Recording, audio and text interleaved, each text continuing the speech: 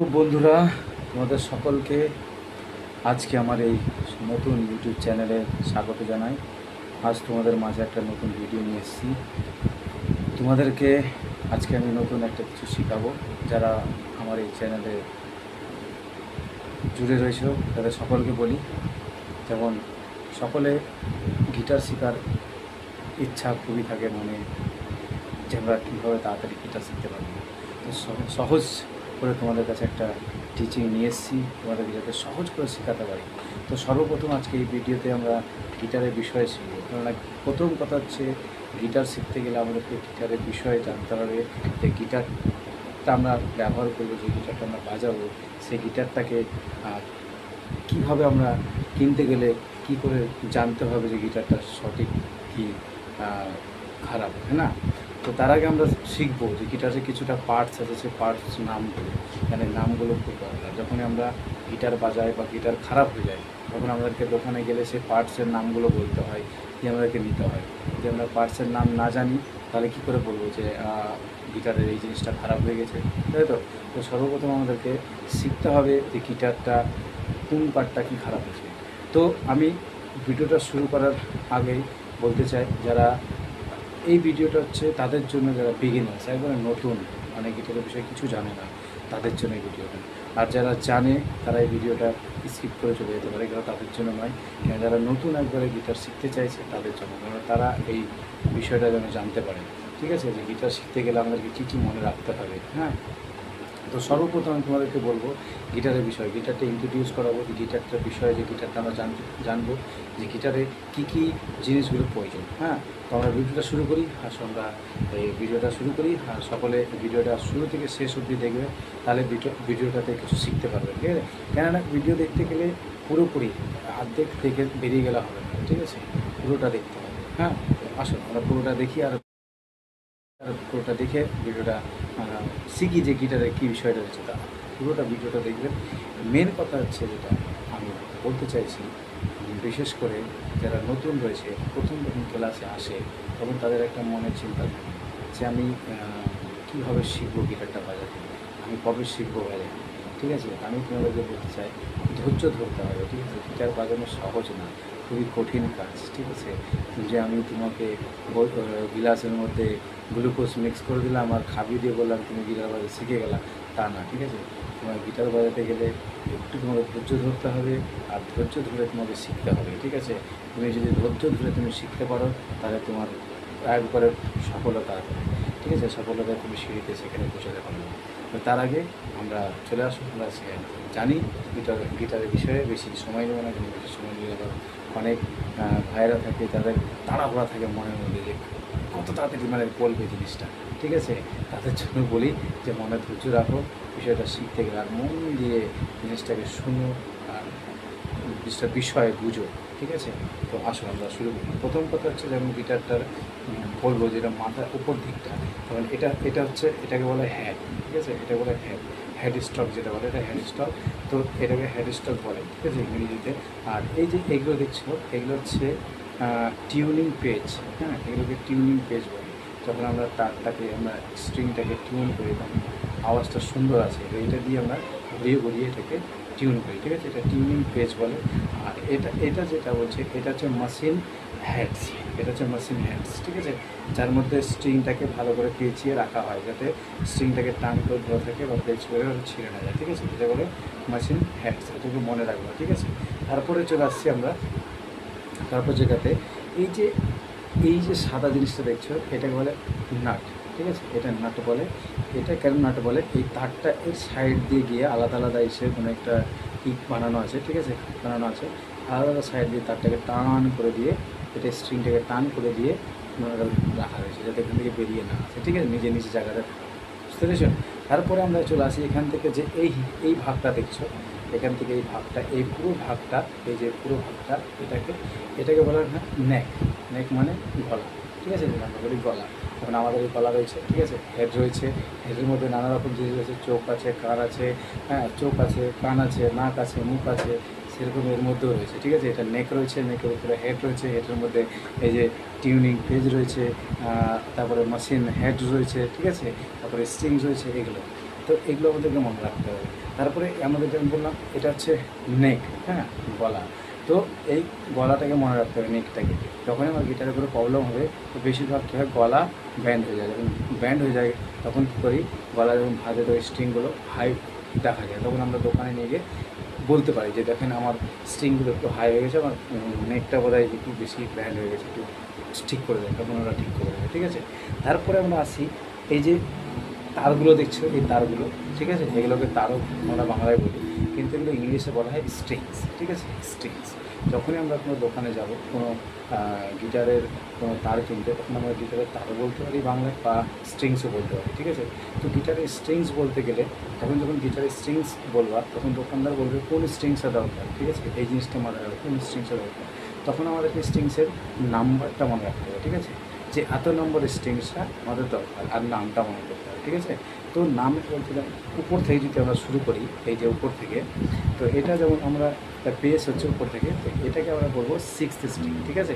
এর মধ্যে 6টা তার আছে, তো প্রথম হচ্ছে 6, উপর থেকে নিচে কাউন্ট করবো 6, 5, 4, 3, 2, 1, ঠিক আছে। তো এই 6টা স্ট্রিং রয়েছে, তো 6, 5, 4, 3, 2, 1, তো আমাদেরকে এরকমভাবে মনে রাখতে হবে। আর নিচ থেকে যদি কাউন্ট করি 1, 2, 3, 4, 5, 6, ঠিক আছে। তো আমাদেরকে পুরোটা মনে রাখতে হবে যে যেই তারটা আমাদের ছিঁড়বে সেই তারটা দোকানে যখন আনতে যাবো তখন দোকানদারকে যেন বলতে পারি আমরা বুঝিয়ে যে দাদা আমার 2 নম্বর তারটা ছিঁড়ে গেছে গিটারে, তো 2 নম্বর তার আমাকে একটা দেন, ঠিক আছে, বা 2 নম্বর স্ট্রিংস দেন, ঠিক আছে, এরকমভাবে বলে আমরা নিতে পারি। তারপরে আমরা দেখাবো, এর মধ্যে শিখবো যে স্ট্রিংসের নাম, ঠিক আছে। স্ট্রিংসের নামটা খুব দরকার। যেমন মেন কথা হচ্ছে, যেমন প্রথম থেকে যদি শুরু করি 1 নম্বর, তো এটা হচ্ছে ইস্ট, বলে ইস্ট। তারপরে এর পরে আমাদের চলে আসবে বি, ঠিক আছে, ই, বি, তারপরে জি, তারপরে ডি, তারপরে এ, তারপরে ই, এগুলো আমাদেরকে মনে রাখতে হবে, ঠিক আছে।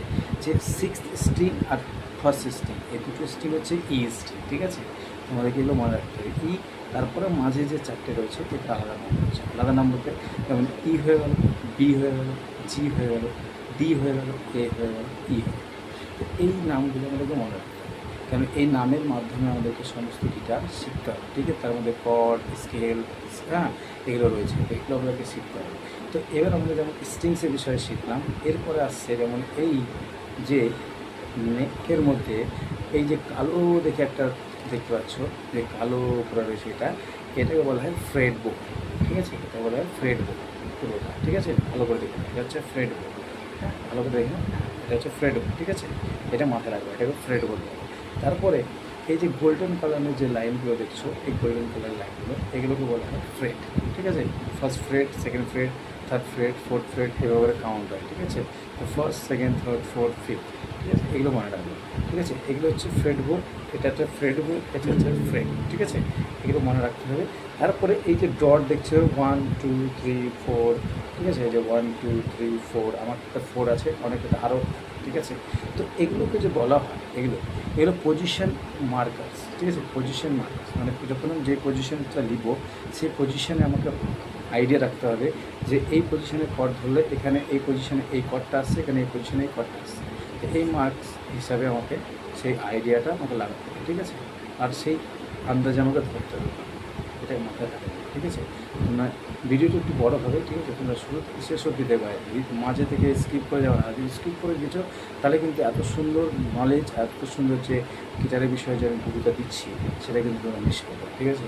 তোমরা যদি শিখতে চাও ভালোভাবে আর সরলভাবে, তো তোমরা এই ভিডিওটা নিশ্চয়ই দেখবা। আর ভিডিওটা যদি ভালো লাগে তো লাইকও করবা, শেয়ারও করবা, আর আমার চ্যানেলটাকে সাবস্ক্রাইবও করবা, আর বন্ধুদের শেয়ার করে তারাও যেন শিখতে পারে, তারা যেন সাবস্ক্রাইব করে, তোমরা আমাকে সাপোর্ট করবে, যাতে আমি যেন তোমাদেরকে আরও সুন্দরভাবে ভালোভাবে আমি তোমাদেরকে শেখাতে পারি, ঠিক আছে। কারণ এরপরে যে ভিডিওটা আসবে, ঠিক আছে, ওই ভিডিওটা থাকবে আমাদের কর্ডসের উপরে, ঠিক আছে, যে আমরা কী কর্ডস প্রথমে শিখব, এরপরে তোমাদেরকে কর্ডস আমি একটা দেবো, সেই কর্ডসটা কীভাবে শিখব। ওকে, তো আমরা এবার আসি। তারপরে হচ্ছে এই যে গিটারটা, এই যেখানে একটা ফুটো দেখতে পাচ্ছ, এই ফুটোটা, ঠিক আছে, এই ফুটোটার মধ্যে দিয়ে আওয়াজটা বেরোয়, এই গিটার, এই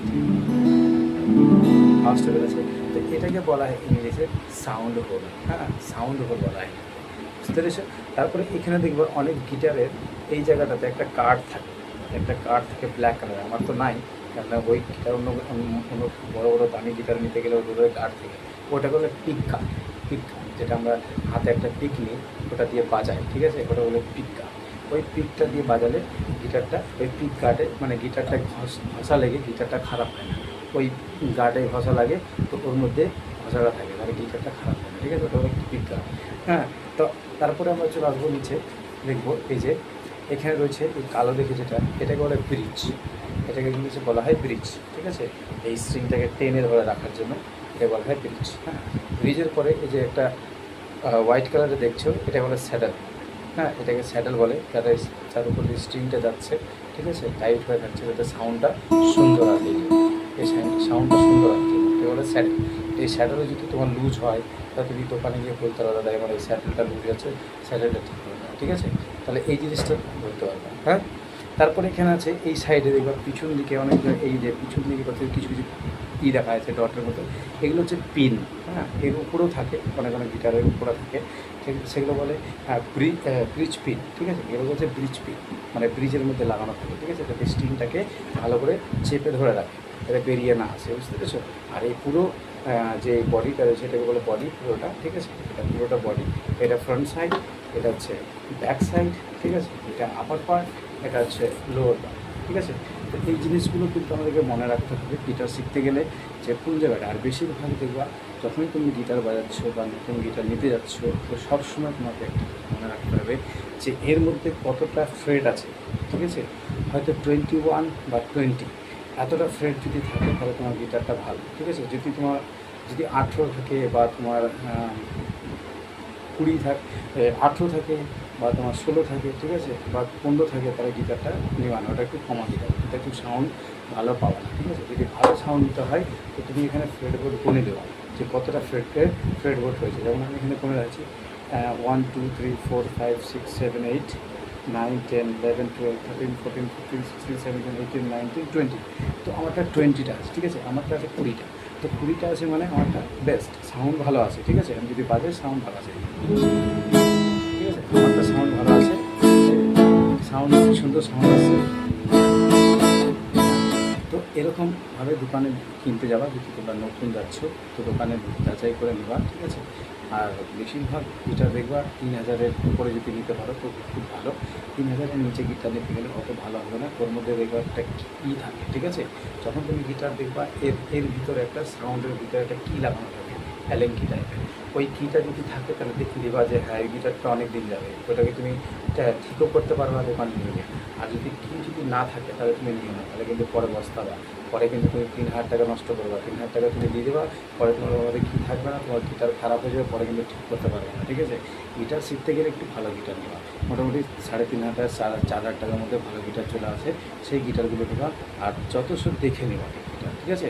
তো আজকের ভিডিওটা এতটাই। হ্যাঁ, তোমরা যদি ভিডিও ভালো লেগে থাকে তো ভিডিওটাকে লাইক করো, শেয়ার করো, সাবস্ক্রাইব করো, যাতে আরও নতুন নতুন ভিডিও নিয়ে আসতে পারি, আমিও মোটিভেট হই তোমাদের সাবস্ক্রাইব দেখে আর তোমাদের লাইক দেখে, কমেন্ট দেখে আর শেয়ার দেখে, যাতে আমারও ভালো লাগে যে হ্যাঁ আমি ভালোভাবে শেখাচ্ছি তোমাদেরকে, ঠিক আছে, তোমরা ভালোভাবে শিখছো। আর যদি কোনো কিছু প্রশ্ন থাকে তো তোমরা কমেন্টে জানাতে পারো আমাকে, আমি সেগুলো সলভ করার চেষ্টা করবো তোমাদের।